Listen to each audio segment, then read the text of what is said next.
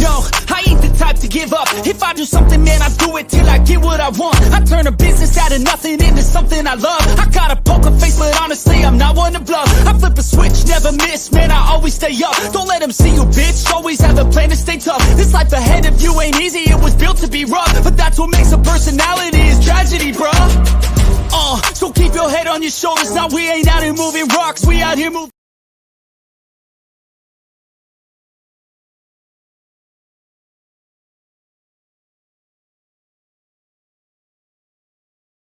Always muted. What's up? What's up? It's me. It's Ken. We're back. We're in the building with another 7,200 second podcast. I got my guy, Coach Donte. He's always in the building. Coach, what's going on, man? What's going on? How you doing? Shout out to everybody that's gonna come in the chat, man.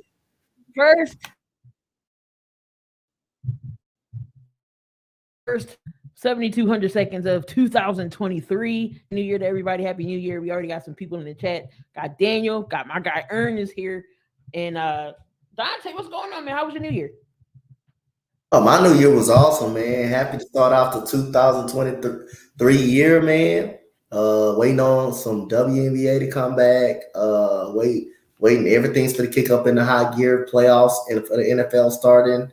NBA getting stronger and stronger, so I can't wait. All right, man. As always, we gonna jump into the nitty gritty. No, we always got to do the NFL reps. So week 17 came and gone, and kicking off last Thursday, we had the Dallas Cowboys up against the Tennessee Titans, and the Tennessee Titans started their third string quarterback, Josh Dobbs. Dak Prescott threw 2 interceptions in that game as well. Another turnover game of Dak Prescott. That makes 6 in a row turnovers for Dak Prescott. 27-13, the Cowboys gets the job done. The Eagles fall again 2 weeks in a row with a loss to the Saints, 20-10. So they can't clinch yet, but they can clinch this week. The Falcons and the Cardinals in a close game. Falcons pulled it out 20-19 with Young Hoku getting the game-winning field goal. The Lions just destroyed the Bears, 41-10. They just destroyed them. The Chiefs and the Broncos. Now, surprisingly, this is better than people thought. What did I tell y'all? Then Nathaniel Hackett leaves. What happens to Russell Wilson? Russell Wilson is back to being Russ. But they do lose 27-24. Patriots win in a 2-point game, 23-21 over the Dolphins. The Giants demolished the Colts, as we thought, and they are in the playoffs with that win, 38-10.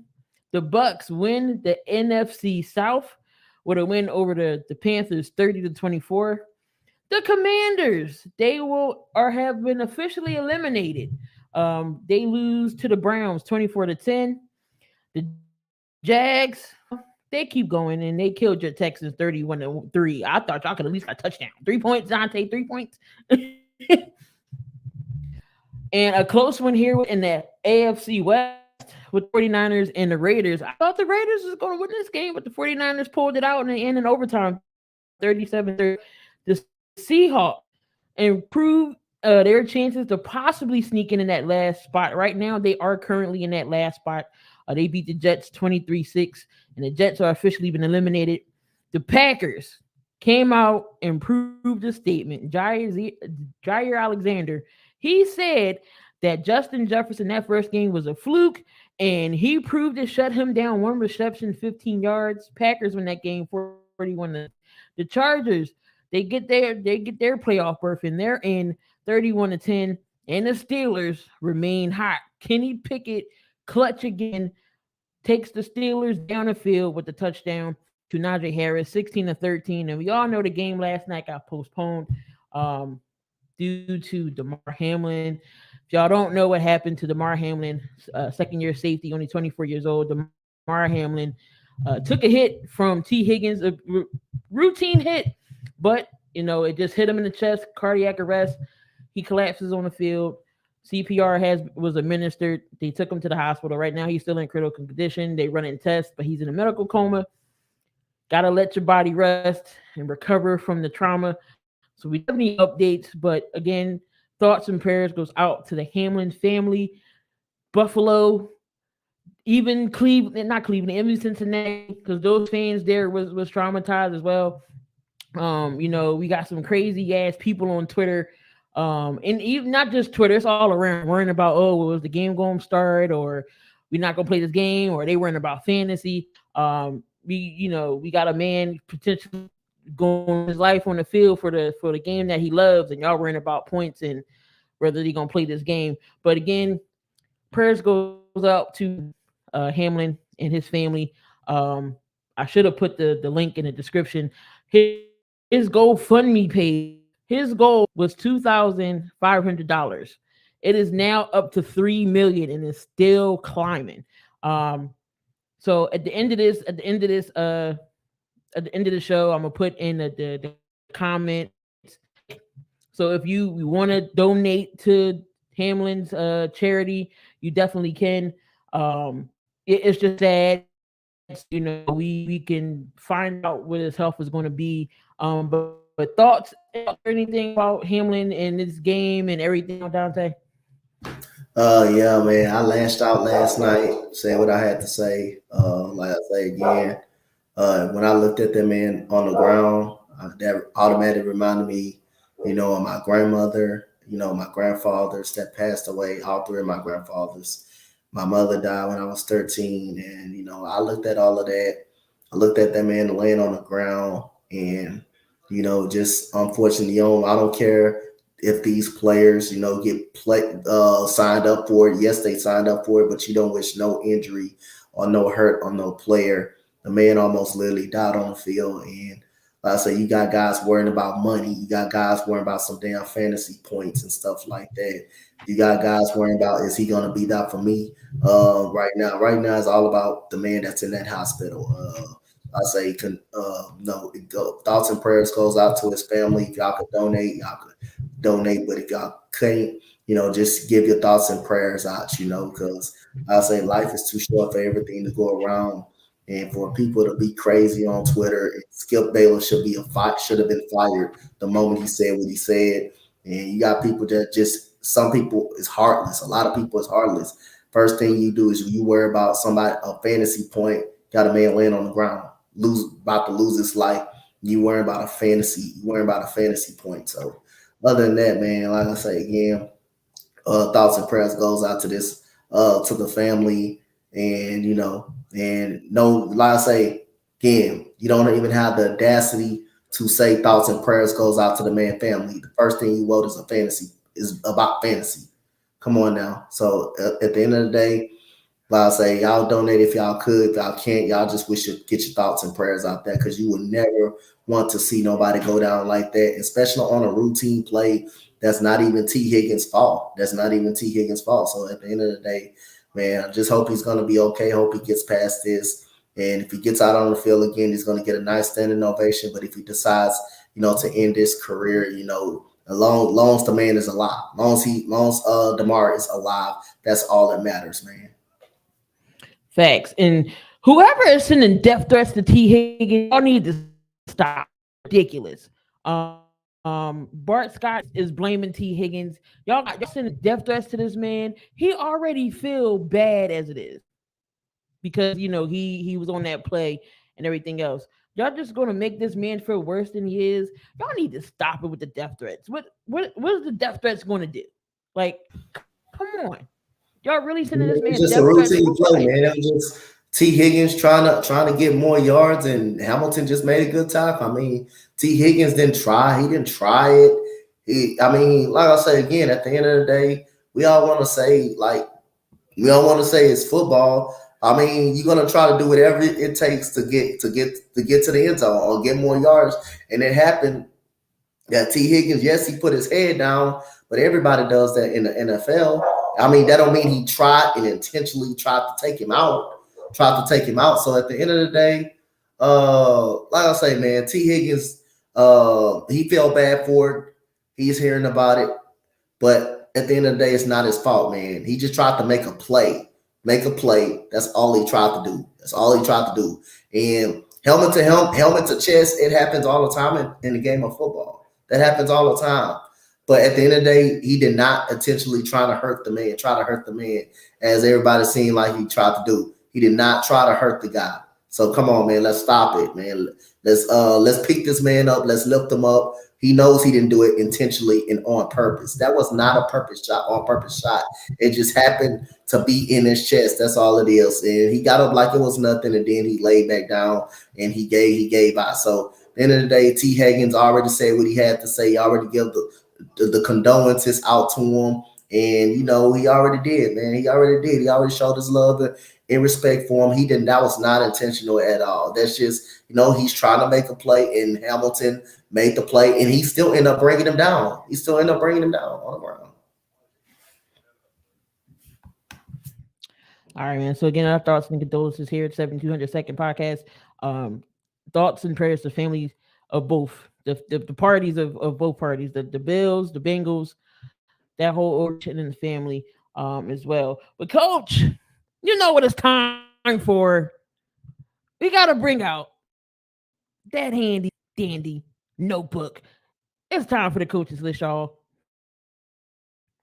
Coach, who takes one spot? I think I already know who it is, but who takes over? Well, I got a look different. It's the first ever 1A and 1B. So out of both, I'm gonna get to the top, but I'm gonna start from the bottom. I'm gonna start from the bottom first. So number 5, I got Armando Bangkok. I think this is the second time being on the Coach Donte's list. 22 points, 13 rebounds in men's NCAA basketball. One of the top centers in the NCAA, in the sport of NCAA men's basketball. Double-double machine. Armando Bangkok, and all of a sudden, North Carolina's struggling bad. They're struggling really, really bad. Hubert Davis, it's a downgrade for what they did last year. All these veterans on this team, on this college team, these fifth-year seniors, it's definitely a disappointing year for North Carolina. But Armando Bangkok is one of the top centers in men's NCAA basketball, along with Drew Timme and Oscar Tshiebwe. So we got number 4. We going to number 4. We got women's NCAA basketball. No, Caitlin Clark is not up on here, but I got this forward from LSU, Angel Reese. She's a double machine from LSU. 21 points, 17 rebounds from Angel Reese, a top performer for women's basketball NCAA. Remind y'all, me and Key going to be doing the WNBA draft on some of these prospects. So we do got a WNBA show coming up soon. So y'all check out for that. Number 3, we got Mike Evans. Mike Evans from Tampa Bay, from the Tampa Bay Buccaneers, went ballistic and went bananas against the Carolina Panthers. 10 catches, 207 yards, 3 touchdowns for Mike Evans versus the Carolina Panthers. Number 2, we got Bryce Young. Bryce Young at number 2. Bryce Young. We 15 for 21, 321 yards, 5 touchdowns, no interceptions.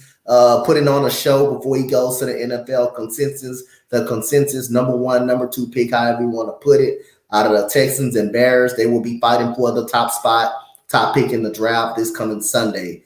If the Texans win the game, find a way to beat the Indianapolis Colts, and the Bears lose, the Bears will have the number 1 pick. If they both lose, Texans will have the number 1 pick. So this is where it gets tricky is. We got 1B. Now, if it wasn't for a certain performance, this dude will be the number 1 guy, but he's still number 1. So I'm gonna go still number 1. But I'm gonna go with it. This is gonna be the first ever basically tie for the 1A, 1B. So I'm gonna go with Luka as 1B. Luka is 1B. 60 points, 21 rebounds for Luka Doncic. 21 rebounds for Luka Doncic. 10 assists for Luke. Look at this stat line. 60 points, 21 rebounds, and 10 assists That's for a grown Luka. man triple dub right there. That's crazy. That's 1B. 1A is Donovan Mitchell. 1A is Donovan Mitchell. It's Donovan Mitchell. That's 1A is Donovan Mitchell. So Donovan Mitchell, if you want to put him as the number one top guy on the list, you could. But we didn't know Donovan Mitchell was going to score 71 points because we thought Luka was a damn lock for the one number top spot. But now all of a sudden, I gotta adjust my list and just put the 71 points that Donovan Mitchell scored. But not only he put 71 points on the board, he also added 8 rebounds and 11 assists. On there. So that is the coach. That is the Donte's coach's list right there. Luka ends at 1A. Luka ends at 1A, 1B, and you got Donovan Mitchell at 1A. You got Bryce Young at number 2. You got Mike Evans at number 3. You got Angel Reese, forward out of LSU at number 4, and you got Mondo Bangkok at number 5. Freaking 71. What? Was he the only one that wanted to play basketball? 71. That was the only one. He brought him back by himself. He did it by himself. And then Luka with the 21 rebounds again. Ain't nobody else on that team that can get rebounds.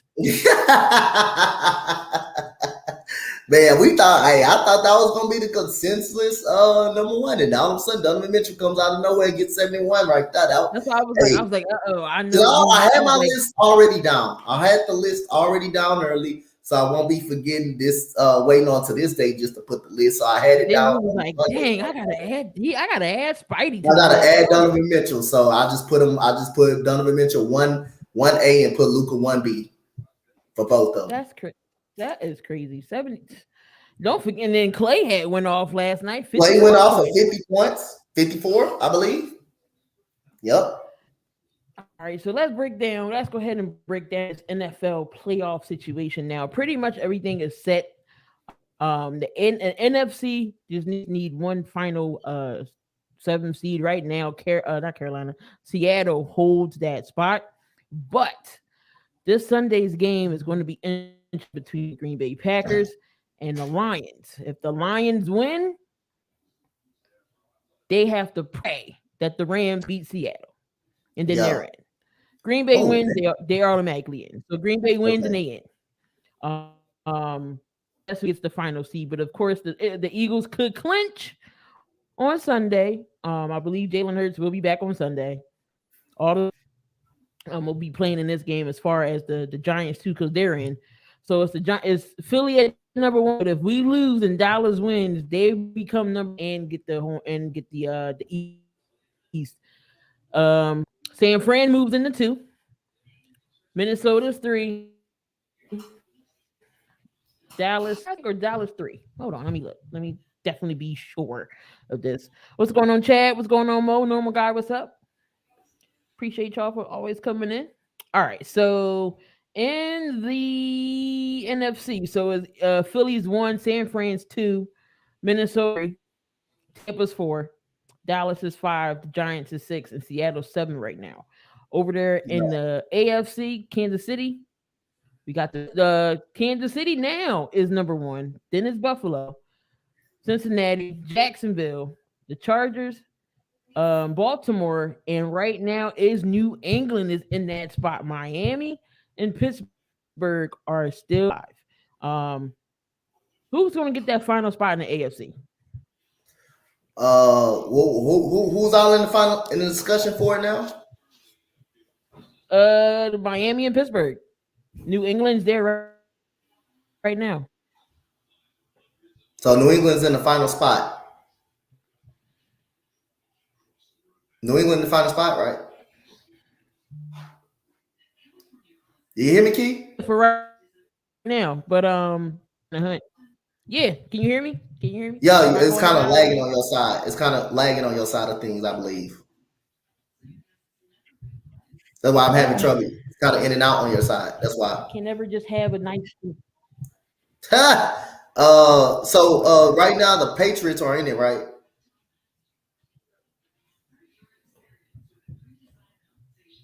So Yeah, Patriots are in it. I gotta see. I want to look at the Patriots schedule. I kind of want to look at see who the Patriots got this weekend. Who they playing this weekend? The Patriots, the Bills. They going to Buffalo. They got the Bills. So I'm going to. Are they Okay. going to Buffalo? All right. So I think Miami will not make the playoffs this year. I think Miami kind of blew their opportunities to make the playoffs. Well, no, they can. They got the Jets. I think they can beat the Jets. But I like Pittsburgh. I like Pittsburgh to make the playoffs. I like Pittsburgh to make the playoffs. Uh, I think I like Mike Tomlin. Like Mike Tomlin. Like the way he's motivating the squad. He's always going to figure out a way. And like I said, Mike Tomlin was one of the top. It's the top one of the top coaches in the NFL. So I say if Pittsburgh win, they're in. Or what type of help they need. Let me see the scenario. Let me look it up real quick.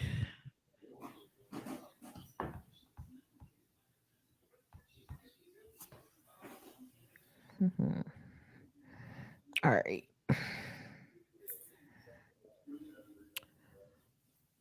So let's here. Even a second, let me look it up and see what the scenarios gotta be.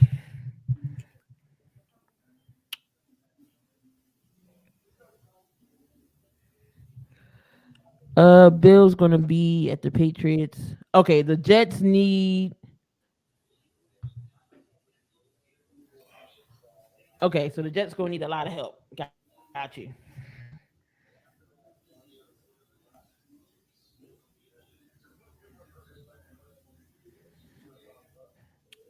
AFC playoff. Yeah. Trying to see what the Steelers need to get in now. All right, so Miami may end up beating they may end up beating the New York Jets. All right. All right, go ahead. I got it. So the Patriots clinch with a win from the Bills or a loss from Miami. So Patriots need a win from them or a loss from Miami. The Jets and Steelers gotta lose, and the Jags gotta win. That's a lot. Yeah.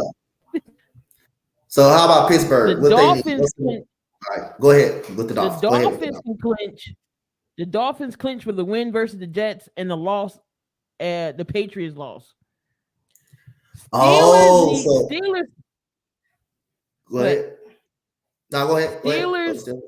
Steelers can clinch with a win over the Browns and a Dolphins loss and the Patriots. So they need the Dolphins and the Patriots to lose, but they got to win. So the Dolphins clinch only with a Patriots loss. If they got to, so if the Dolphins win, they clinch with a Patriots loss. Right. No. Okay. So they need one scenario. They need one scenario. Okay. All right. That's going to be possible because the game is at Buffalo. So yeah, that will be very possible. That's very possible. And the Jags clinch loss versus the Titans and losses by Dolphins, Patriots, and Steelers. So matter of fact, the Jazz won a division, right? You know what? Yeah, they are in the division. So yeah, they won. They pretty much in the playoffs. Yeah. They're in the playoffs. They won the division. So Pittsburgh, Miami, and the Patriots again, they are all in it to that final spot. So that's definitely gonna be interesting. And again, we already said the Packers, they win, they in.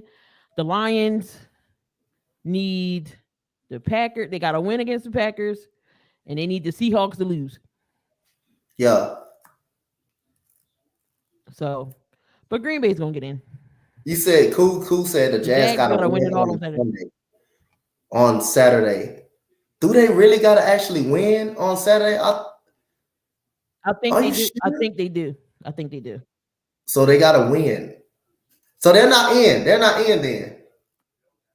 As of right now, it looks like they are, but I'm saying to be definite, they have to. Yeah. They got to win out. All right. Because if not, Tennessee could win. That's why I told Gene on Sunday they gotta win. They gotta play. I told Gene they gotta play. They gotta play that. They gotta win that game. They gotta win that. They need that win. They're not technically win. We've seen the 49ers. We've seen what they can do. They're on a third string quarterback. We're gonna start calling Mr. Relevant because he's not irrelevant. He's definitely relevant. But can Brock Purdy lead this 49ers deep into the playoffs? They struggled a little bit against the Raiders on Sunday. But can they go deep with Brock Purdy being at the helm? Yep. If he continue doing what he does and he continue to keep his turnovers down, continue to keep his turnovers down, that offense looked really, really good, by the way, with Brock Purdy in the helm. So absolutely, I think they can make the playoffs as long as he keep the turnovers down. And that defense is going to get back stirred up. So yeah, I think they can go deep in the playoffs as long as he make good decisions, keep making smart decisions with the football. Brandon Ayuk is becoming something really, really good for the 49ers. George Kittle has been solid. And Christian McCaffrey, ever since he got traded over there, it's been a relief for Christian McCaffrey. So yes, I think he can lead them deep into the playoffs. I think it's the Eagles' biggest test. Plus, in the playoffs, they're going to get Deebo Samuel back. That's another weapon that San Fran's going to have. I definitely got San Fran going to the NFC Championship game. But again, you never know. It's the playoffs. You know, everybody's 0-0. It don't matter where it was in the regular season. Everybody can be beat on a given day. But I got the 49ers going into the NFC Championship game. Who they're going to face? It's again, I'm saying Philly 49ers, but again, you don't know. Everybody has their number. I'm calling it that way. NFC Championship game will be the Eagles and 49ers, and that's going to be the best game of the playoffs. But no, Purdy definitely, I think he can take them far. He's playing okay football. He's not really turnover prone and machine. He's playing smart. So I'm gonna say, yeah, they can get deep into the playoffs. Especially, and they got that defense as well. Yep. We seen old man Brady. He said, "Nope, y'all not gonna have this playoffs without me." He went out there and showed out. Mike Evans don't get the respect. Mike Evans every single season, 9 seasons, gets 1,000 yards. And why is he not talked about like that? But Brady found a way to win on Sunday to get in, and they take the division in NFC South. But can Brady lead to playoffs? Now, Brady in the playoffs is a different Brady than the regular season. Yeah, I think Tampa Bay can win at least one game. But rather, if it's who, because I think they play the winner out of the NFC East, I believe. They play Dallas. As of right now, they play Dallas. So that can change on Sunday. We'll see if any scenario changes on Sunday. So if the Eagles lose and the Dallas wins the division. So now the Eagles will have to play Tom Brady. And it will be a home game for Tom Brady. It'll be a home game for him. So I think they can win at least one game regardless of who they go up against, whether the Cowboys and the Eagles. Like I say, I can't pick against Tom Brady in no playoffs. I'm not going to pick against Tom Brady in no playoffs. Seen it too many times when you think he looks bad, when you think he's down, all of a sudden you be like, what the hell this was all season. Tom Brady, playoff guy. That dude is different in the playoffs. I'm telling you, you can beat him in the regular season. One thing Tom Brady knows how to do, he knows how to adjust to you in the playoffs. And if I'm the Cowboys and the Eagles, hey, I'm looking out really, really, really, really for that. I'm looking out. And it's a lot of pressure on the Eagles. They got to win Sunday. It's a lot of pressure on the Eagles. They got to win on Sunday. They got some decisions they need to make too as well. Would you play Jalen Hurts this weekend? Or a lot of people don't want to go, no other game with Gardner Minshew. A lot of people don't want to go. They don't even want to go this game with Gardner Minshew. So at the end of the day, the Eagles, they got a decision to make. They risk Jalen Hurts out there, or you keep Gardner Minshew in.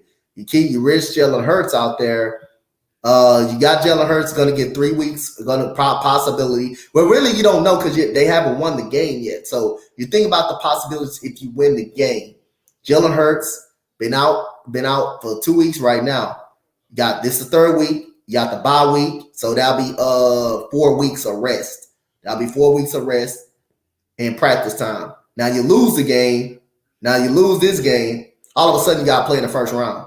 You got to play against Tom Brady. You got to see Tom Brady all of a sudden. Right. And you're going to have to pretty much rush Jalen Hurts back out there. You're going to have to put him back out there. So at the end of the day, Tom Brady is dangerous in the playoffs, but it's going to be big for the NFC East on Sunday. I can't wait to see it. Yeah, Tom Brady's a different animal in the playoffs. He can slice you up. It don't matter. I know last year he lost in that first round, but Brady, I still can't count him out. I can't. And I'm hoping and praying that Tom Brady can knock off Dak Prescott and the Cowboys. So no, he lost in the second. He lost in the second last year. He lost in the rounds because remember he beat y'all. He beat y'all in the first round. That's right. Yeah. Right. Yeah. So I'm hoping that Tom Brady can slice up Dallas. So Dallas need to prove if they can win if they can win playoff games or not. So they got to go up against Tampa Bay. And I would not want to go up against Tampa Bay. Go against Tampa Bay. Whoever don't win the division out of that NFC East, that's a home game from Tom Brady. That's a home game. So we got.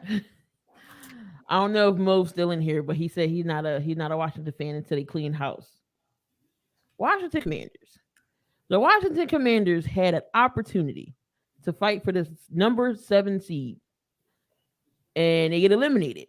But they asked Ron Rivera a question, and he did not know that this would get them eliminated. So the question is, if they didn't play Carson Wentz, he's turnover machine, 3 turnovers in the first half. If they played Tyler Heineke, do you think Washington could have beat Cleveland and maybe punched their way into the playoffs? Maybe shoulda, coulda, woulda. Maybe don't care about that. The fact is they lost. I'm not a big fan of the maybe. Oh, if this person would have been here, this person would have been here, this person would have been here, they would have won. I'm not a big fan of that statement. The fact is they lost. That's the question. First of all, Taylor Heineke should have been benched anyway. So now you cannot bring up if Taylor Heineke was out there. They would have won. The coach. Why would you bench a player with 5 touchdowns, 10 interceptions? Yeah, he's been okay. He's been average. But why would you bench a player in the middle of a playoff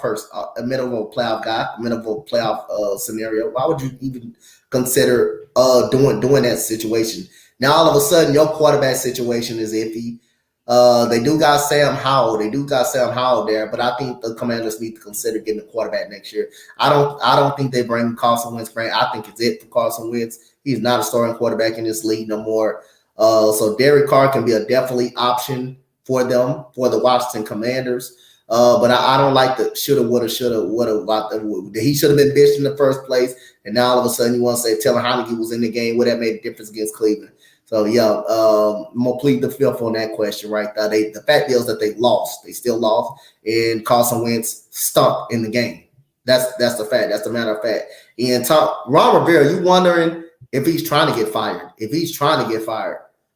And how do you not know you're in a playoff situation? I know coaches and players don't try to think about that. They try to think about winning the game. But you at the end of your head, you know you're in a playoff situation. You know that. The Eagles – players are not going to say they're going to worry about a win. They're going to worry about trying to get a win. But do they know the NFC East in this state? Yes, they know that. But that's not the thought process as a player that you approach, that you take out there. They know the NFC East on the line. Same scenario. They know their playoff hopes was on the line. And you come out and say you did not know? Come on, man. Is Ron Rivera on his way to getting a pink slip? Yep. And he should get one after the season. Yeah, it's time to. I think he's trying to get fired. I think he's trying to get fired. Yeah, he's on his way out. There's no way. Washington is just needing to clean house up and down. They definitely got talent on that team. They're maybe, like you said, a quarterback away. Um, Derek Carr might be a situation. Do you groom Howell? See how he is. Do you stick with Taylor Heineke and Howell? Get rid of Carson. You got Jahan Dotson, got Terry McLaurin down there. You got a good running game, and Gibson and Brian Robinson. Defense isn't bad. They're just missing one piece, and a good coach to rally behind him. So I mean, I think Ron Rivera is on his way out the door. Um, so who knows? I wouldn't want to play with Daniel Snyder either. So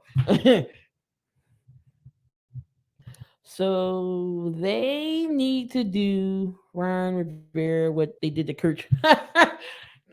Just fire him on the field. Like, don't even go in with your team. Here you go. Here's your pink slip. Don't do nothing. So speaking of the Cowboys, it's not a 7,200 seconds of Cowboys they mentioned in nothing. Dak Prescott thrown 6 turnovers, 6 picks in 6 straight games. Can Dak fix that? Yeah, we can fix. Yeah, it's fixable for any. It's fixable, but right now, it's fixable for anybody. Like, that's just like saying like fixing a jump shot. It's fixable. He can work through the interceptions, but at the end of the day, he's just making bad decisions. He's making poor decisions, and I'm not gonna say he can't fix his turnovers, but sometimes he forces the ball when he shouldn't have to force the ball. Sometimes he likes to throw down the field a lot and force it to CeeDee Lamb or force it to his receivers when it's not there. But yeah, I think it's fixable. I think he fixed the turnovers. I think he definitely could. It's fixable. How has T.Y. Hilton helped them in the past 2 games since he's been there? His leadership, his ability to know the game, route running, still got a lot of speed, still got some speed. That's how he's able to help the Cowboys. But his leadership and his veteran leadership and his speed is really good. All right. Is Kirk Cousins a liability in big games? What is going on in Minnesota? Yes. You can't trust him in big time games. You can't trust him when you need a game. When you need a game, you just can't trust him. Yes, Kirk Cousins will be very good in the regular season. He'll be very good in the regular season. But when you need that one big game outside of the Saints playoff game that he won, you can't trust him. But he's going to always be a top 12 quarterback in the National Football League. You can't take that away from his performance. But he just don't show up in big time situations. He just don't show up in big games. That's all. He just don't show up in big games. So Green Bay, we all heard what Zaire Alexander said about Justin Jefferson. And what happened? 1 catch, 15 yards. Going into the playoffs, we all know Justin Jefferson is your best receiver on that field for the Minnesota Vikings. So if Justin Jefferson gets doubled and triple teamed like he did with Green Bay, why is Kirk forcing it to Jefferson? You still got KJ Osborne, who's actually playing pretty well, and you still got Adam Thielen. You got Hockenson.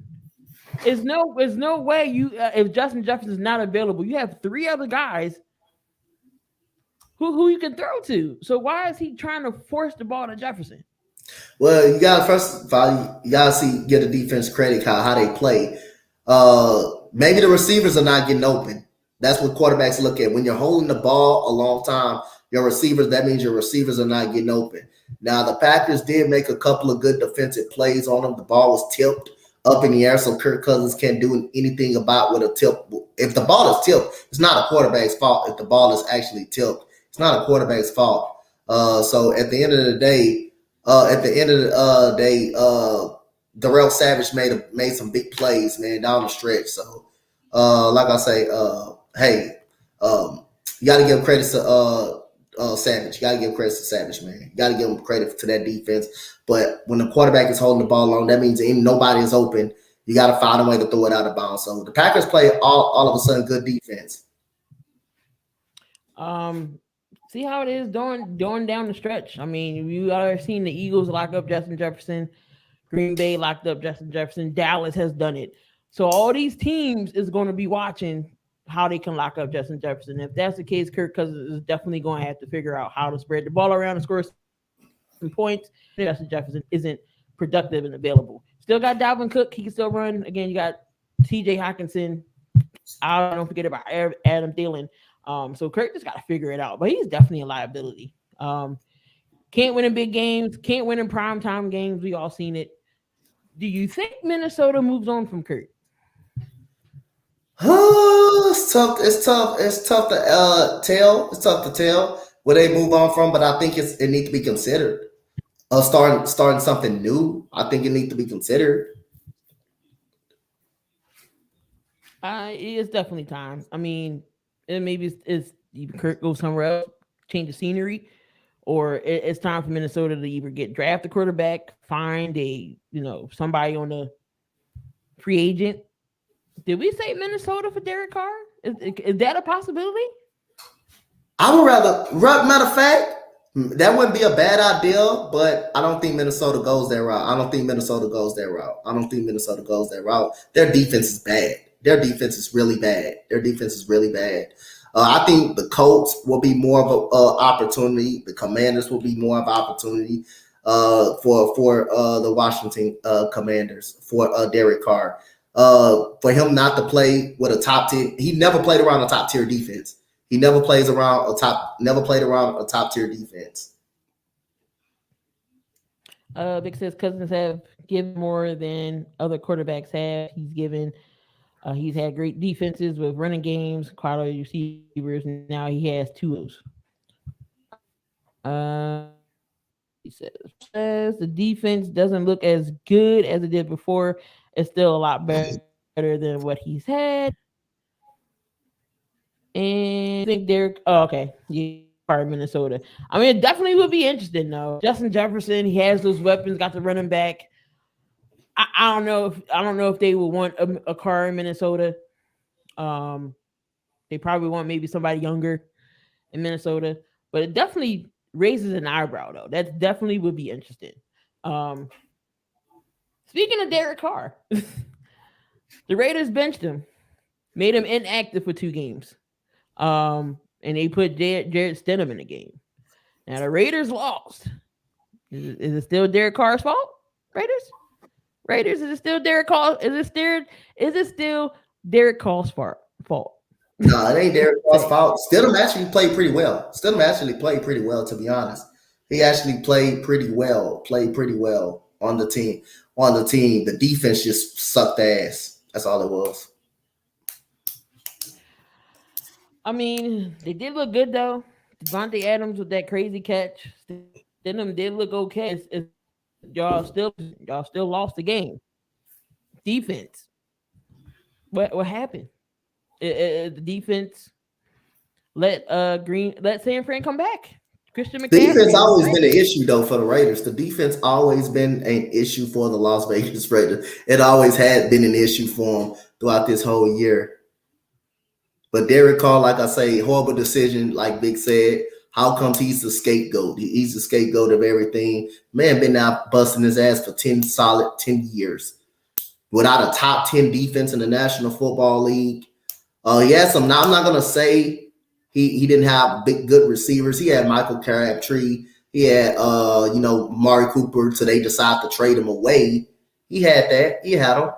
But at the end of the day, he never played with a top tier defense. So I think I'll say the Colts will make value sense for him. Like I say, you're not getting a 1-year rental. If you go to the Colts, you're not getting a 1-year rental. He's 31. Derek Carr's still 31 years old. He's still got 4 years. He can play 4 years. He will be playing with a top 10 defense in the National Football League. Michael Pittman Jr. as a wide receiver. Alec Pierce, who's going to be in his second year, probably the second best running back in football. Yes, he's going to be playing. He's going to be playing with that. So that'll be his first time playing with a top tier defense. If they decide to trade him over there, or the Commanders. The Commanders got Terry McLaurin. Jahan Dotson, who's had a great year. Had a great season. Brian Robinson III, and they got a very solid defense. Maybe he can go. Maybe they trade him over there, but we'll see where they trade him to. So, Derek Carr never, out of all his career with the Raiders, never played with a top tier defense in the National Football League. Exactly, deuces. I mean, Derek Carr is going to go somewhere. Like his brother David was talking about it earlier.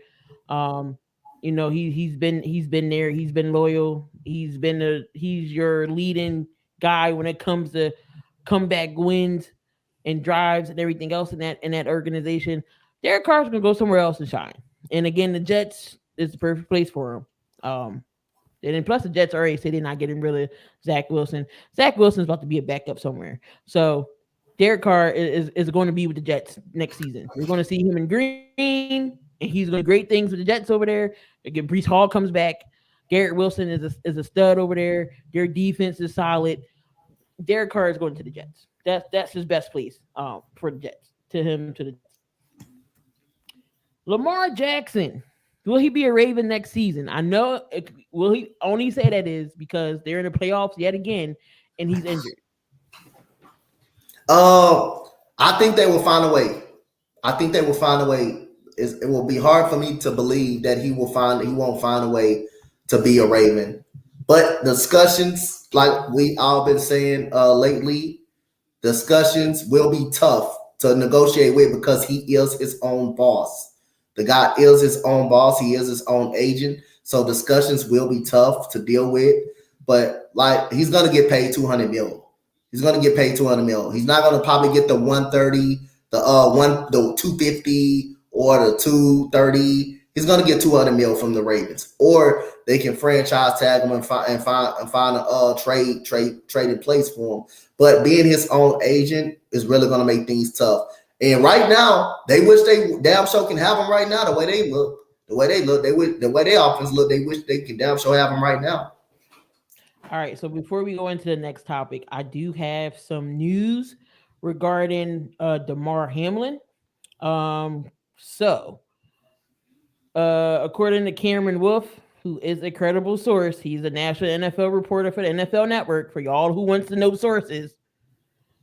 He just spoke with Dorian Glenn, which is Hamlin's uncle, and he said, his nephew is on a ventilator, but he is improved to 50% oxygen after 50% oxygen needed after being at 100.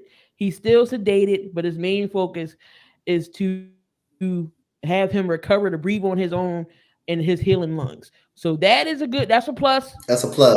Improvement. So he's getting better. But again, him being sedated will definitely help him heal. So that is excellent news. That he is recovering. He's on the ventilator. He's improved to 50% oxygen. So that's awesome news. Thank you, goodness. Thank you, God. Hey Vic, I want to say one thing. Hush.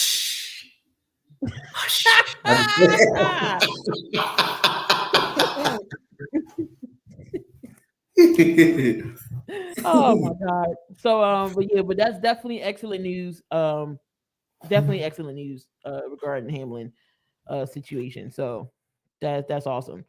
Where we at? Lamar Jackson, you talked about that. Okay. How successful has Mike Tomlin been?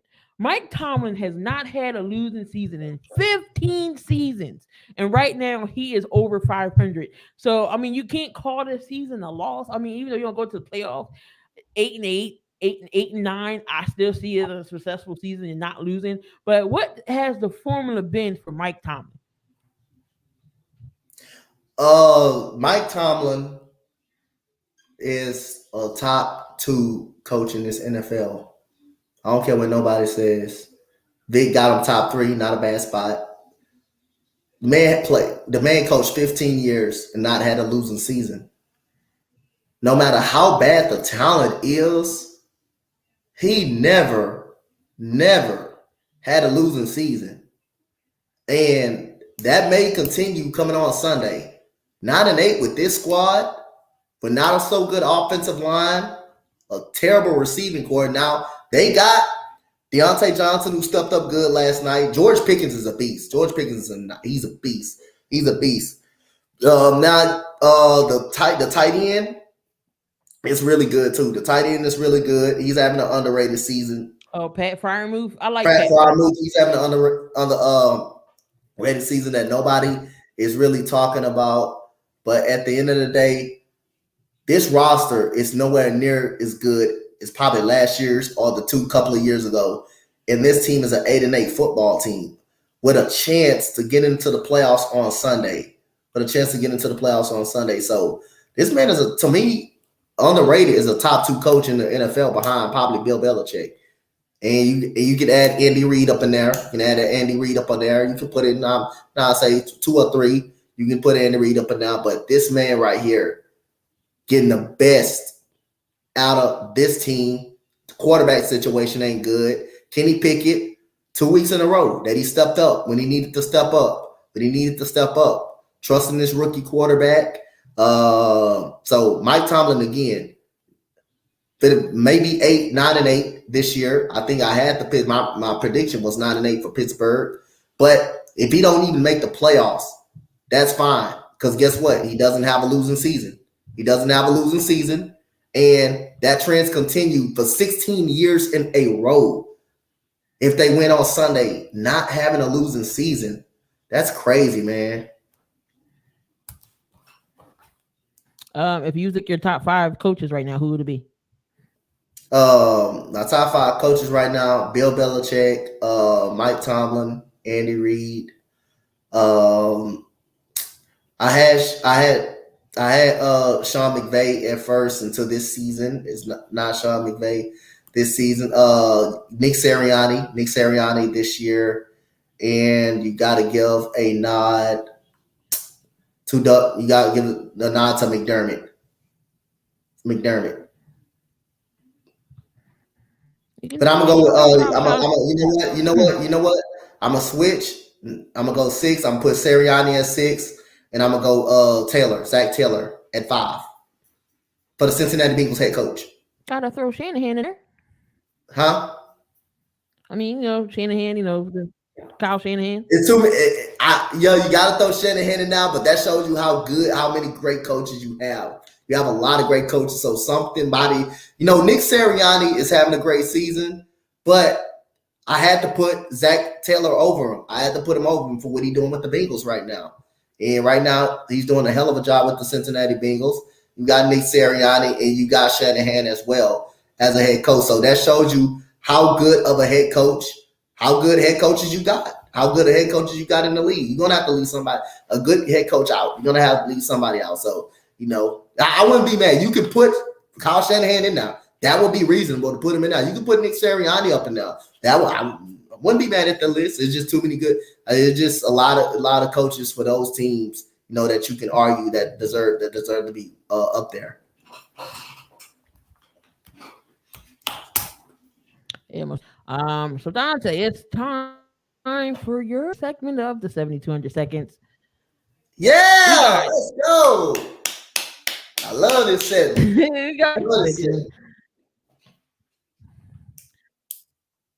All right. So fact or fiction? Cowboys are going to steal the East and the number 1 seed. Fiction right now. I'm gonna also call fiction. I think the Eagles wrap it up. They get it done. Jalen Hurts is going to play. CJ Gardner-Johnson's back. Thank the Lord. So we think the Eagles will get it done. And Fletcher Cox only needs 3 sacks, and he'll be the 5th Eagles defensive player to have double-digit sacks. And Hassan Reddick, defensive player of the year, maybe. He's only behind Joey Bosa. 17.5 sacks. Reddick has 16. Definitely, but I'm going to say fiction. Fact or fiction? Brian Daboll locked up his coach of the year. Fiction. I don't think he locked it up. Fiction. No, even though you got Nick Sirianni, should be a part of the coach of the year. You got O'Connell for Minnesota, even though Minnesota is a fraudulent football team. So I think that's fiction. I think there's a lot of other coaches out there that deserves it. 2 more other coaches that definitely deserve it. Nick Sirianni is in the discussion. You got McDermott is in the discussion. Andy Reid's gonna be in it every single season. And you got Kyle Shanahan who could be in it. We never know. I don't think he's locked it up, so I'm gonna say fiction. As far as Brian DeBall, I don't think he's locked it up. But it's an argument, though. It's a discussion. But it is because what he did with the Giants, definitely. Knowing Daniel Jones ain't got nobody to throw the damn ball to. Mm-hmm. It's just him and Saquon, and that defense is coming along. But you definitely. I don't think he locked it up. We definitely can have him in this. Yeah. But you definitely got to give Daniel Jones the credit. He's balling. The man's balling, so you can't take that. At least if you can't take that away from him. You can't take say he's a bad quarterback. You can't take that away from him. The guy's balling, so you got to give credit with credit due. The man's balling. The man's played well. Oh, Mike McDaniels, that's another one. I can get to Mike McDaniels, but again, he struggled. His team felt falling apart at this point. So I think, you can say that, but his team fell apart too. His team falling apart, especially if they find a way to get beat by the Jets. They get beat by the Jets. Ain't no way in the world that should be able to happen. But he's falling apart. The Jags, are they good enough to make trouble for someone in the AFC playoffs? Absolutely. The right matchup, I believe they're good enough. Yeah, yes, ma'am. They're good enough to make something. Play or if they, like you said, they get the right matchup. They get the right matchup. Yeah, they can do it. So after next week, after this week, we'll see the final seedings and everything, and of course, we're all going to go over that as well. Fact or fiction? Minnesota will lose in the first round. Fact. I think they lose in the first round. I think any team can get them problems. I believe any teams can get them problems. Anybody in the NFC can get them a problem. I believe any team can get them. Depending on who they play, it's definitely possible. I know the Giants almost beat them this season. I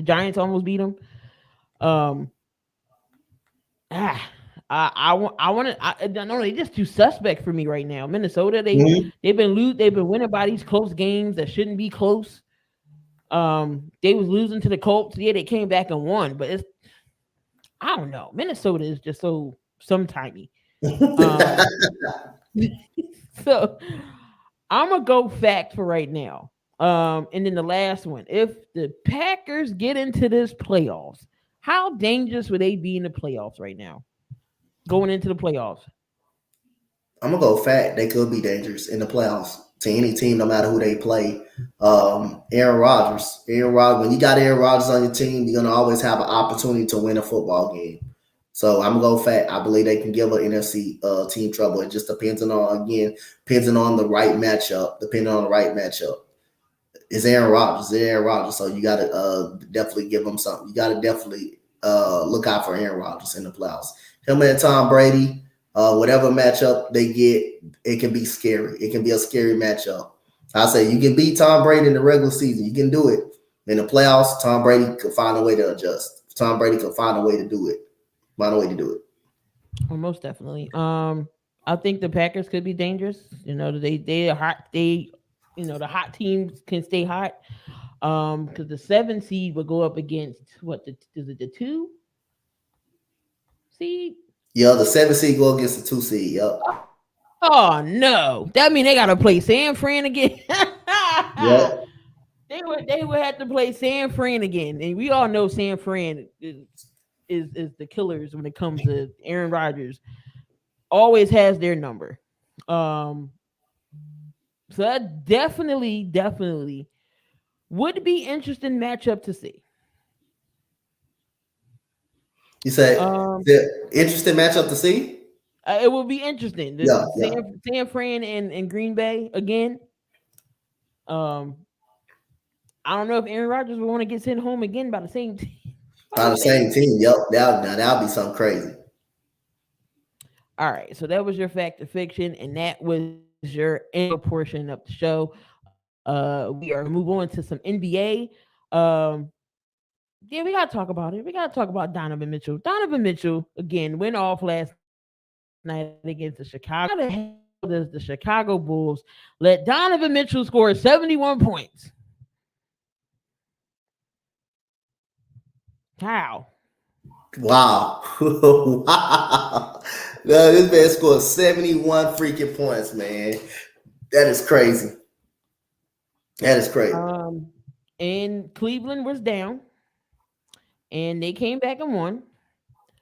Uh, yeah, Donovan Mitchell pretty much said, I'll do it. Don't worry, I'll do it myself."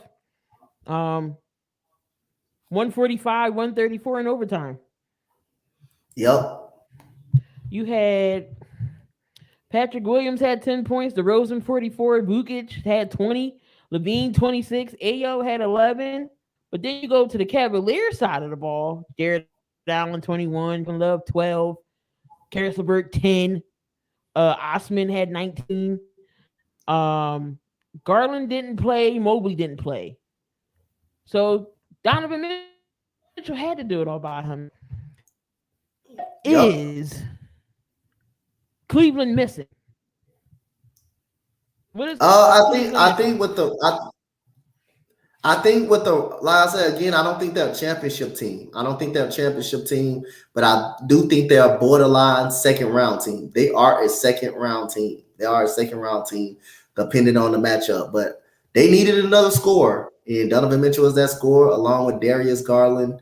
Karis LeVert can score as well. So Cavaliers, they got a good basketball team, man. You just got to get them credit. They're really good. They're a very good basketball team. And Donovan Mitchell is that missing scoring piece, but it's not, I think it would just take them to the second round. I think it will take them to the second round, depending on the matchup they get. So what are they missing? Are they missing another shooter? Are they missing another like quality big man? What gets them over past the second round? I think what gets them over is another score. Is another score. One more, at least one more score. I think that gets them over. One more score. I think they got a good center. I think they got a very good center. Or probably one more power forward. One more scoring. Give them another power forward that can shoot. They will be fine. Or a small forward. A small forward. I think they lack of a small forward. I would say a small forward. They got a power forward, which is Evan Mobley. But give them another small forward. Small forward. It will be fine. All right, and we seen Klay Thompson last night. He goes off 54 points. And then not the Cap, the Warriors win that game. The Warriors has come along a little bit. I mean, they struggled a little bit. They was in a slump, but they starting to find their own. How are they finding their own? Hey man, like I say, championship experience, championship experience. Klay Thompson coming alive, Jordan Poole, but Jordan Poole he has not been efficient though. He has not been efficient. I know he's averaged about 28, 29 throughout this whole Steph Curry process, but he has turned the ball over a lot, and he's shooting over 27% from three. So he's got to get better on efficiency. Kevon Looney stepping up, making some plays, making a game-winning putback against the Atlanta Hawks last night, which was a brilliant game last night. And you also got Draymond Green, the emotional leader of this team. So, I'll say no concerns about this team. They're going to find a way. And when Steph Curry comes back and Andrew Wiggins, this team is going to start being taken off. Yeah, Draymond Green with 5 points, but he had 13 rebounds, 11 assists. Kevon Looney 14 points, 54 points from Klay Thompson, 10 of 21 from the three, 21 of 39 from the field. DiVincenzo 8 points, Jordan Poole 28. You had Lamb coming off the bench 17 points, Trey 30, Murray 25. You get 17 from Hunter. Okongwu has 16, John Collins 25. Then you had Bogdanovich coming off the bench with 21. Definitely a great game. Warriors end up winning that game by 2. LeBron James is putting on a clinic these last 2 games. Last night he scored 43, I believe it was. Yep. 43. They went up against the Hornets. He scores 43. And again, the Warriors, the Hornets is the Hornets, but LeBron was the only one that wanted to play. Westbrook only had 2 points, but I think Westbrook got hurt. Even if Anthony Davis comes back and LeBron's still playing how he playing, can they at least make the play-in? I think they can make the play in, but they show no signs. They show no signs of making no damn play in. They show no signs of trying to get better and making no play in. I think if Anthony Davis comes back, they can make the play in. But hey, right now, I don't see it. I don't see it, man. I don't see it. I really don't see it. So Zion Williamson is out for 3 weeks with a hamstring strain. He did suffer that against the Sixers last night. Joel Embiid was too much for him. 42 points for Joel Embiid, and Joel Embiid has been named the player of the month for the month of December. So how is this going to affect the Pelicans? I mean, we already don't have Brandon Ingram's already out. So how does this affect the Pelicans now? Yeah. What's up, DCF? How you doing, my boy? What's up? Happy to have you in the stream. I think it's gonna take a very good toll on the Pelicans that way. They've been missing Brandon Ingram the whole year, basically. But CJ McCollum, you forgot CJ McCollum is still there. Alvarado can play. Man. He pisses off everybody. Alvarado pisses off everybody, gets on everybody's nerves. Troy Murphy, Herbert Jones is really good. But yeah, I think they can be fine. They'll be fine. They're gonna win some games. Valanciunas is really solid on the boards, a big guy inside. But they do, if they want to go places, they do need Brandon Ingram and Zion Williamson on the floor to play. Yeah, it's definitely gonna hurt because Zion's been balling right now. And that's definitely gonna be he's definitely gonna be missed for those 3 weeks. We got a 12-game winning streak from the Nets. 12 games that they won in a row. Can anyone beat the Nets right now? Not right now. Nobody could beat them right now. I don't see nobody beating them right now. But I still think in the playoffs, Boston and Milwaukee could beat them. I still think that could happen. But again, as of right now, the Brooklyn Nets are the hottest team in basketball as of right now. As long as Kyrie stay committed on the court, then yeah, they will be a tough team to beat. Tomorrow night they play Chicago. Yeah, Martin already going crazy on that. So you definitely can see what Chicago can do against this hot Nets team. And I don't know if you've seen that dunk by Kyrie. Yeah, I saw that putback. He put back in. So yeah, that putback was crazy. But so far, what NBA star has had the best 2022? Oh, what NBA star? Shai Gilgeous-Alexander. Shai Gilgeous-Alexander to me. What's up, Big Simple? What's up, Big Simple? How you doing, brother? Shai Gilgeous-Alexander. He's caught my eye. He's caught my attention. Man, been dropping off everybody. Shai Gilgeous-Alexander deserves to be an all-star.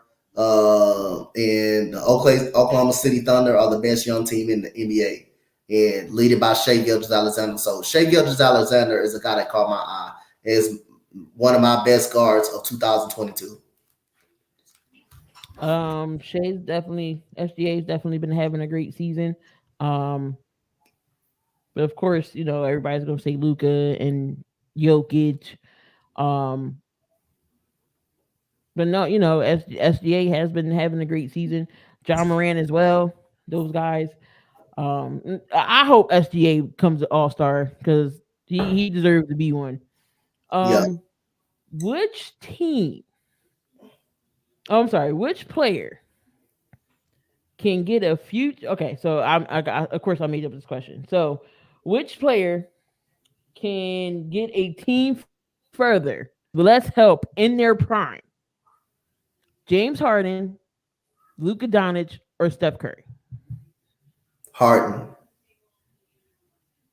You said which player? Well, read the question again. I'm gonna see if I'm reading it right. Which player can get a team further with less help? So these players they are in their prime. Okay. Harden, Luka, or Steph Curry? Harden can do that. He did it for 10 damn years with the Rockets. He did it for 10 years with the Rockets. Even when Dwight Howard and Chris Paul was out, He did it for 10 years. Yeah, you want to say Eric Gordon. Yes, you want to say Eric Gordon was on the team. You want to say Ryan Anderson, who stunk on the defensive side of the ball. But Harden was the engine to make the team go. He literally had to carry us to a playoff push. He literally had to carry us every single year. We did not miss the playoffs. We did not miss the playoffs with James Harden. Harden carried the Rockets for 10 years. Stephen Curry only had to carry the team once. Only carried the team one time. Golden State one time. That was in the COVID year. The year that they had the whole season, and then they lost to the Memphis Grizzlies. He had to carry the team one time. Harden has carried the Rockets for 10 years, for a decade. He had carried the team for a decade, basically. In the time he had talent, the time he had less talent, he was the one that got us in the playoffs. The year that our worst year was 41. And he led us to the playoffs by himself. He led us to the playoffs. That was our worst year. Out of all the years that Harden played, that was the worst year that we had, and he carried us to the playoffs because we had to win the last 3 games. And Utah had to lose the last 3. Utah lost the last 3, but James Harden carried us to the last 3 games and got a game out of Golden State. And you go back to the first year when Harden came here. Who was the reason why we made the playoffs? When James Harden first got traded to Houston, James Harden. We was a mediocre team. He's a mediocre team. So then y'all have Chris Paul. Yeah, but Chris Paul was hurt more than he was on the down floor. Yes, he was on the floor. He was hurt more than he was on the floor. Yes. If you want to say Chris Paul was hurt in the Western Conference Championship, then you can say that. But when Chris Paul was off the floor, Harden was the guy. When Chris Paul was off the floor, Harden was the reason why we even was in the playoffs. If Chris Paul didn't get hurt, I still believe Rockets would have won. Yes, I believe we would have won too. But when Chris Paul was off the floor, Harden was the guy. Was the main guy. Was the guy. The very next year, Chris Paul was hurt for about 2 months, and guess who carried the Rockets? We got James Harden basically carried the Rockets to the 5th seed because Paul was out basically a whole season. So yes. Right. So yes. Best duo right now. The Rockets. You said Chris Paul left the Rockets, and the Rockets went to. But guess what? Who beat Chris Paul them in the first round of the playoffs? Give me that answer, Big. Who beat Chris Paul in the first round of the playoffs? When he went to OKC, who beat Chris Paul in the playoffs? If the Rockets went to shit that year, who beat him in the playoffs? James Harden, right? Yep. He blocked Lou Dort. He blocked Lou Dort's shot. James Harden beat him in the playoffs. Okay. Hey. I remember that game. Yep. Me and Jalen was watching, and he was like, "Oh my God, James Harden actually playing defense." Harden can play defense. Harden can actually play defense when he want to play defense. He just don't do it. He just don't put the effort down. He can actually play defense. So, who's the best duo right now? All right.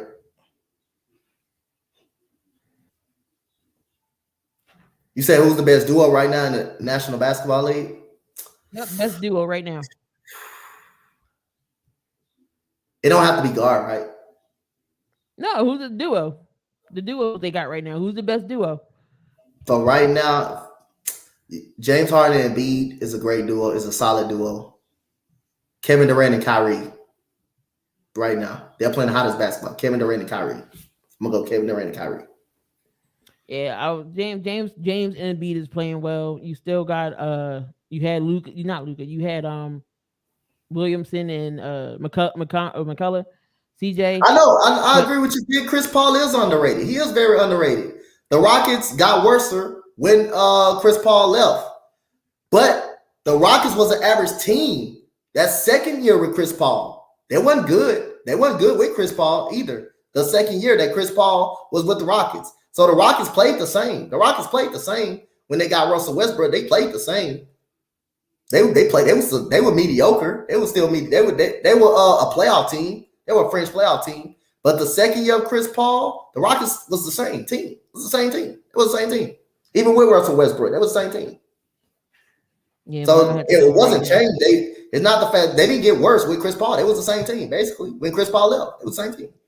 Because remember, the Rockets' best season with Chris Paul was his first season. That was the Rockets' best season when he got hurt in the Western Conference Final. The second year, Rockets didn't have that great of a year. They were the 5th seed. And what the Rockets was again in the playoffs, matter of fact, the Rockets was a 4th seed. Was basically a 4th seed in the playoffs. So you can say they're better, but they wasn't that much better. I'm gonna have to agree with you, Coach, and go with KD and Kyrie. They're playing out of their mind right now. And again, Kyrie looks like he wants to play basketball.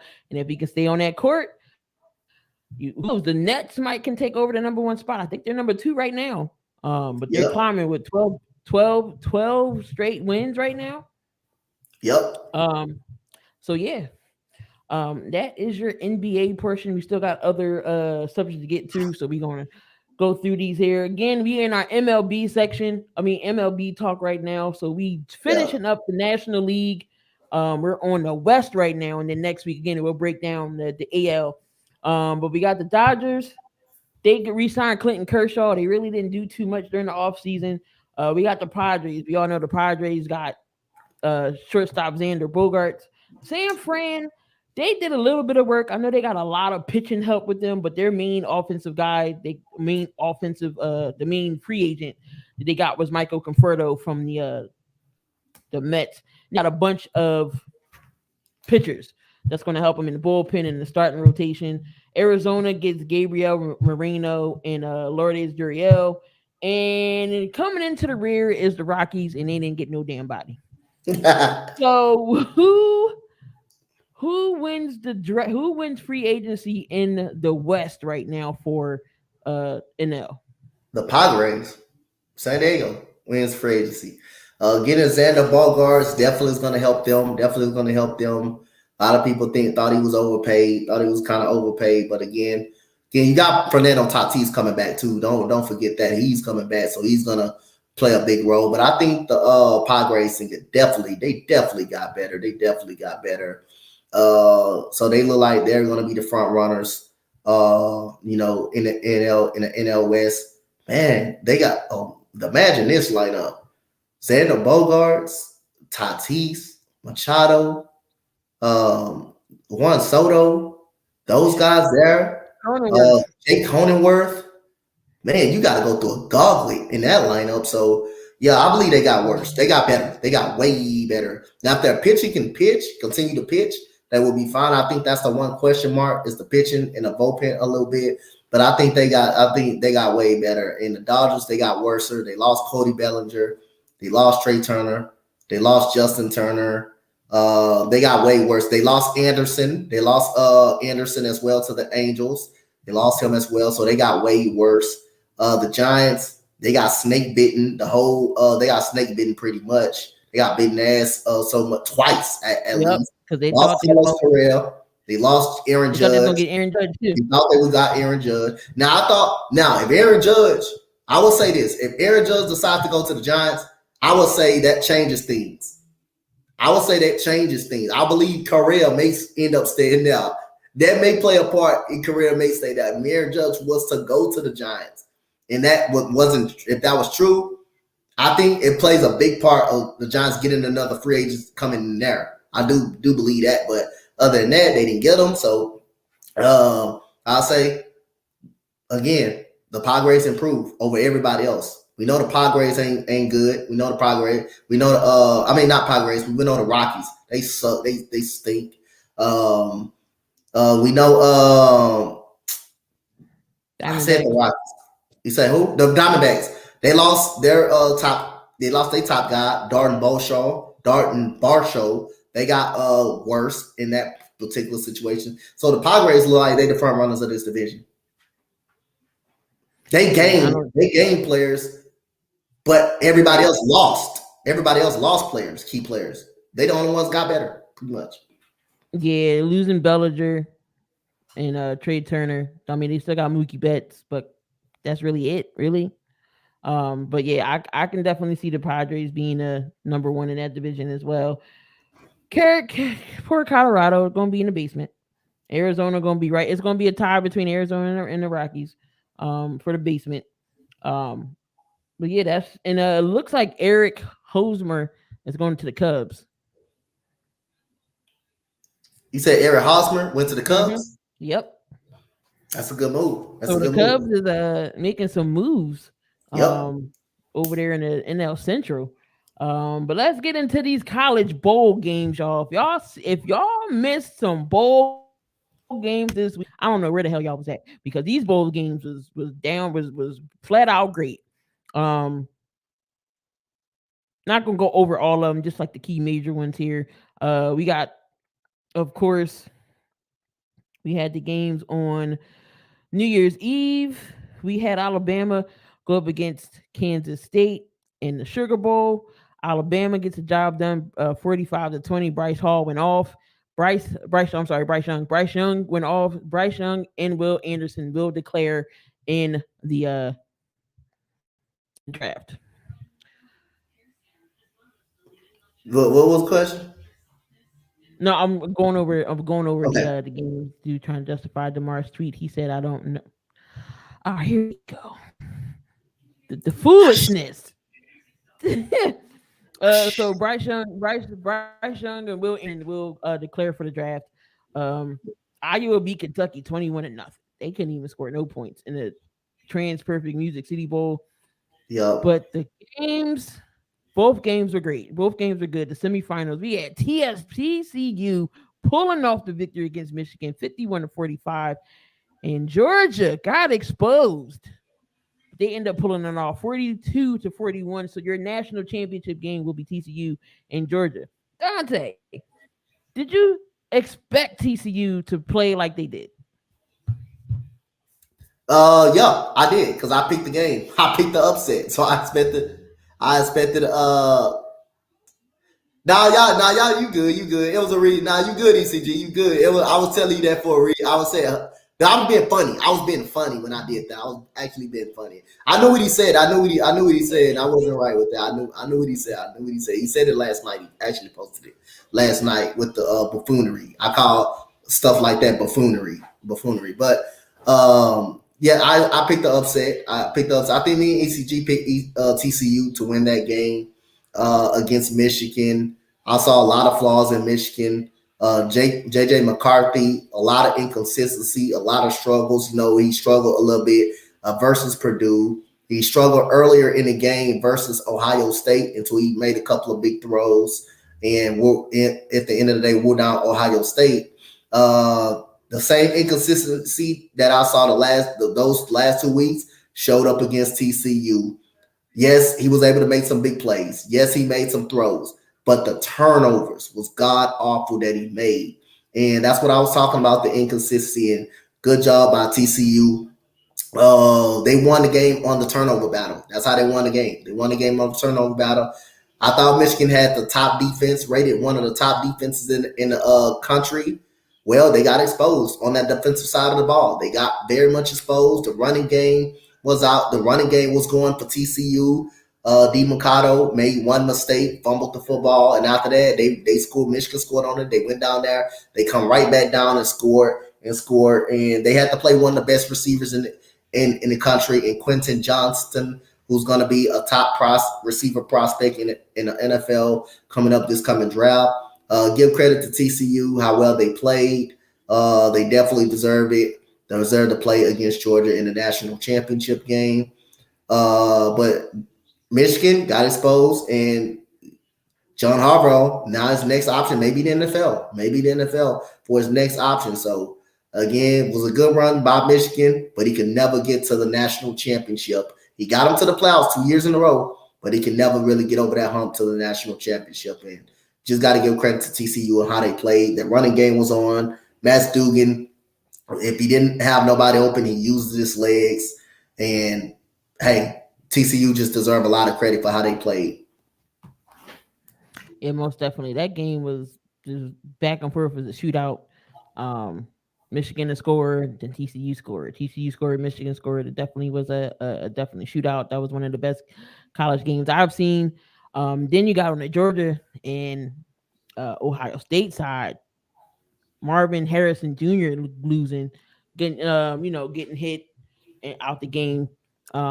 Maybe would have won it, but the dang on kicker missed the damn kick. Like that definitely could have put him over, and that definitely was a great national championship. Ohio State and TCU, somebody we've never really seen before in the. We've seen Ohio State, but it's been a while. But Georgia's going back. Who's your winner, Donte?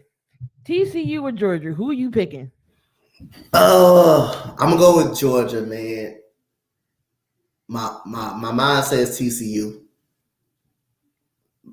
because my boy number 19, Shagger Banks, play on that squad. Coached him since he was 7 years old. Now he's up here all the way. I coached him since he was 7 all the way till he was 12 in Little League. But gotta go with Georgia. I think Georgia's gonna find a way to win this game. And they supposed to lose against Ohio State. Noah Ruggles missed a field goal. Ryan Day, bad clock management, bad management at the end. Deciding to try to throw the football instead of running the football. He decides to all of a sudden try to throw it to get more yardage. One almost could have turned into a game-winning interception, game-sealing interception. But now all of a sudden, Noah Ruggles got to come out and kick a 50-yard field goal. But other than that, I got to go with Kirby Smart in the Georgia's defense. Just think Georgia's a little bit more better, but it wouldn't shock me if this will be a close game and if TCU finds a way to put up an upset. But I gotta take the Georgia Bulldogs on this one. All right. Then we had Mississippi State gets the job done against Illinois 19-10 in the Rella Quest Bowl, and they took the delay of game to honor Mike Leach, and of course, it got declined. So, but shout out to Mississippi State. Tulane pulls an upset, and UFC has no defense. 46-45 in the Goodyear Cotton Bowl Classic. Eric was distraught. SC, he was upset. He along with his Raiders losing, he just couldn't win.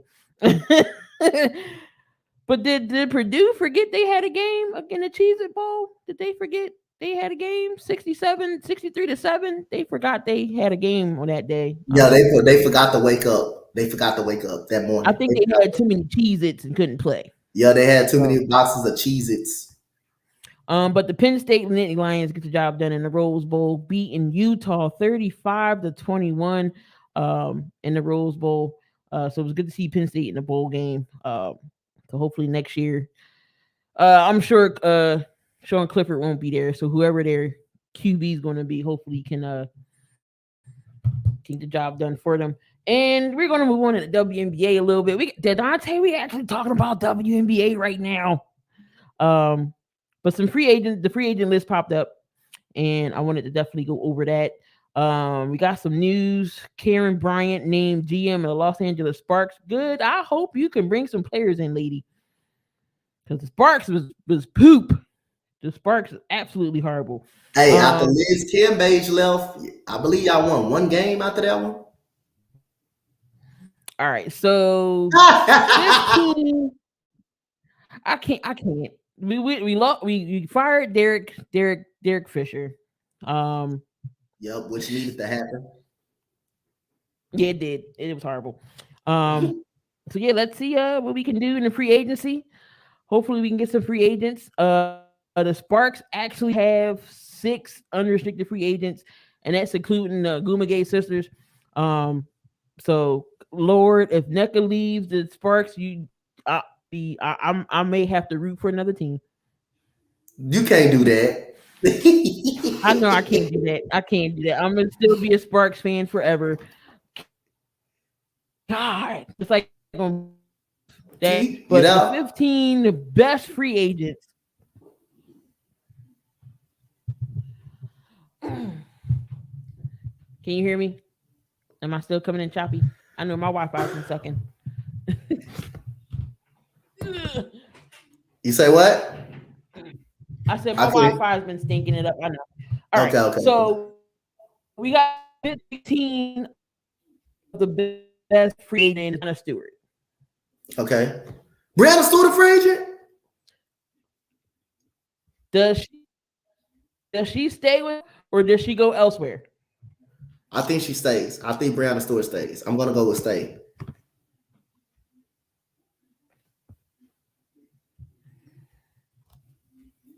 I think Brianna Stewart stays.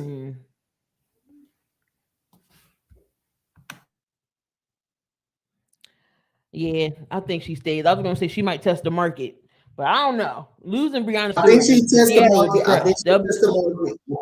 I think Brianna Stewart will test the market, but I also think she will stay. At the end of the day, her decision will be staying now. But I do think she tests the market as well. You still got Joy Lloyd there, so we'll see. We'll see. But if Brianna Stewart stays, y'all got to give her some help. Seattle has to give Brianna Stewart some help.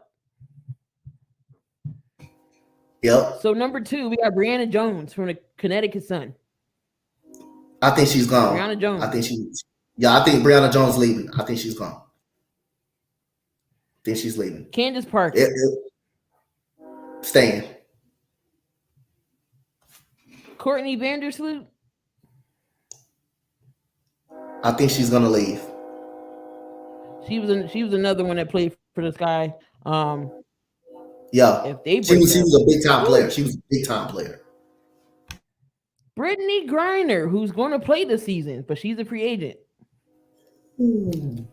I think she goes somewhere else. I don't think she goes back to the Mercury. We got Tierra McClowan from your.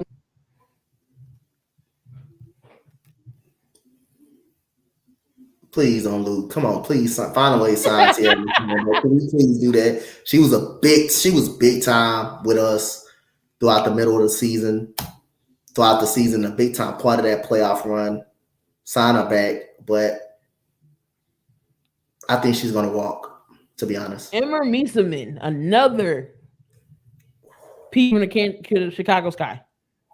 I think they're gonna sign her. I think they're gonna stay. She's gonna stay. Stay put. Tina Charles. Stay in Seattle.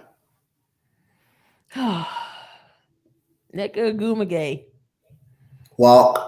Ah, don't say that. Don't say that. Oh no. If she walk, her sister's walking. If she walk, I believe her sister's gonna walk too. Yeah, she said. He said no. Oh man. In your mind, you the resident. You the resident Sparks fan. What do you think they will do? What do you think? What is your mind telling you? What do you think they're gonna do? I think they signed Nneka. I think they'll keep her, but again, she needs some damn help.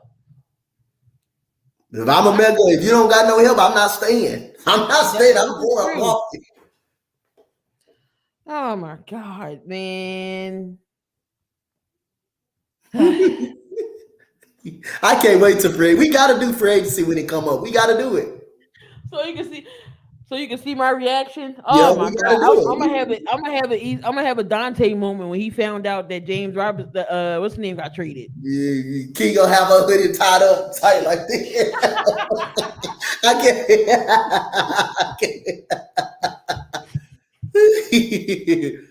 We got Ezra Beggar from the Seattle Storm, the center.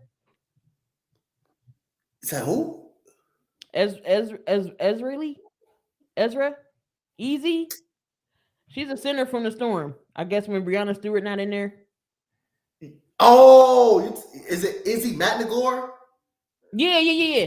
Yeah, Izzy McNagore. I think she walks. You see, I butchered names. Hansley, the big tall girl from Chinese girl from New York. From Liberty. I think she walks too. I think she gets a better role. Tallest WNBA player at 6'10". Yeah. Hey, she good. She was good. She did. Yeah, she was actually straight when she played. So Miranda Mayberry from your wings. Walk. She's gonna walk. Ezra Stevens from the Chicago Sky. Damn, the Sky got a lot of people in free. They loaded. Think she walks. I think she walks. Diana Taurasi. Is she afraid? Yep. So she's playing one more. She's coming back. She didn't say where she was going, but she said she's coming back. You know what? I think she signed She back hasn't to been end her able to career. stay on the court, but defensively, she's been a beast. Man, I want to say she signed back the end of her career in the Phoenix. Alicia Clark. The Alicia Clark, that's the one from Washington. Yeah. Walk. All right, that was your WNBA top 15 free agents, and we had some big names on that list. Man, there was a whole lot of big names on that list, man. I won't be surprised if Taurasi goes either, though. And I'm gonna come out on a limb, and I'm gonna pick the destination where she's gonna go. And we're gonna rewind back to this segment, and I'm gonna see if I'm right or not.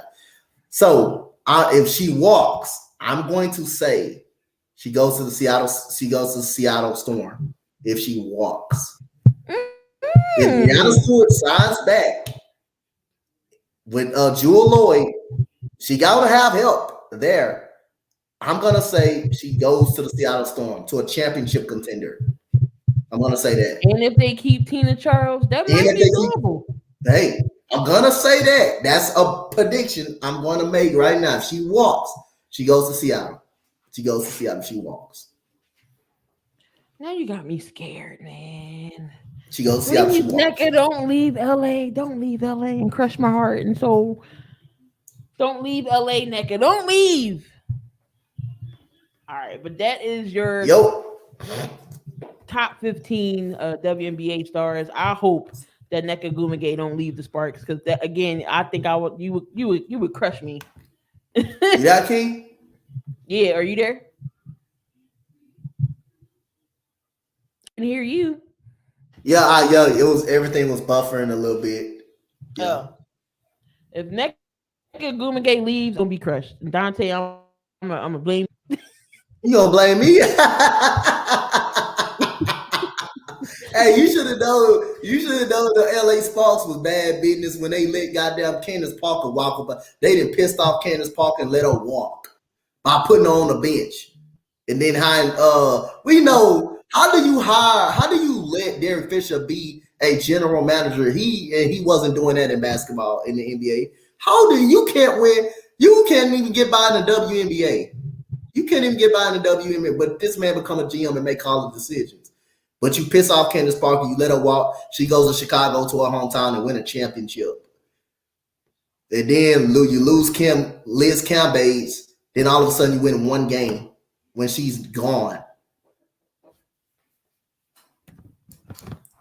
That's crazy. But there is another sentence in the books, first of the new year, episode 41. We got 9 more to 50.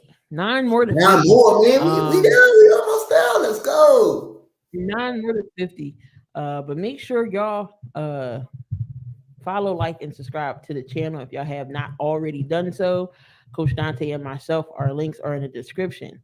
And we also always upload the audio version of the show on Spotify and Apple Podcasts. And we're also on Amazon Music as well. So you can go to Alexa and say, Alexa, play 7200 Second Podcast. And yes, she will pop up and you can listen to us on Alexa.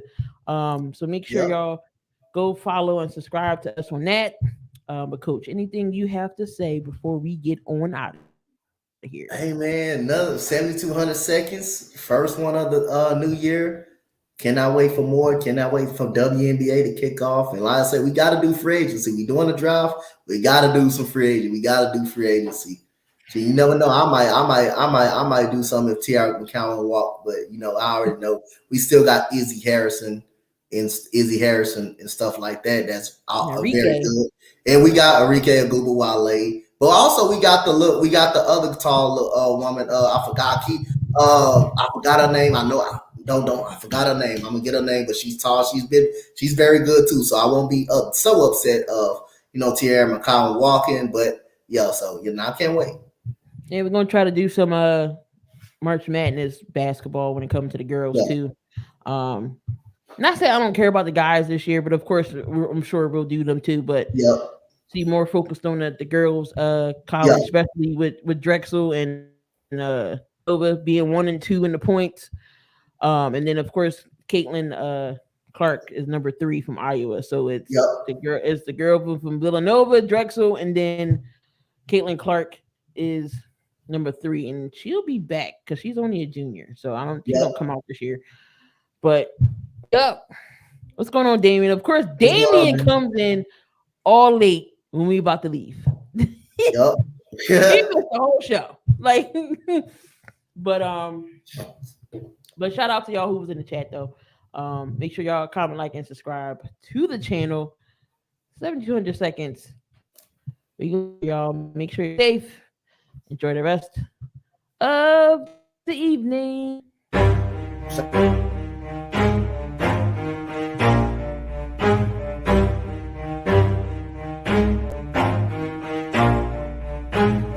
Never stop, I'll get it if I want it. Gotta make to myself a promise. I won't quit, keep going till I got it. I won't give up till I'm on top. Yo, no, I ain't the type to give up. If I do something, man, I do it till I get what I want. I turn a business out of nothing into something I love. I got a poker face, but honestly, I'm not one to bluff. I flip a switch, never miss, man, I always stay up. Don't let them see you, bitch, always have a plan to stay tough. This life ahead of you ain't easy, it was built to be rough. But that's what makes a personality, is tragedy, bro.